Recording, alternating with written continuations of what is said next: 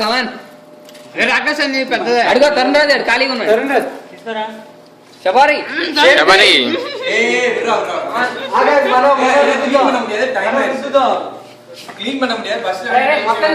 కొంచెం కొంచెం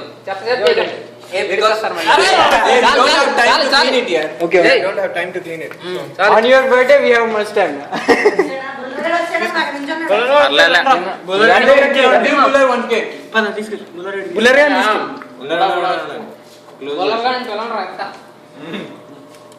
క్లోజ్ చేసేది మనం ఇంటికి వెళ్ళి తీసుకుందాం.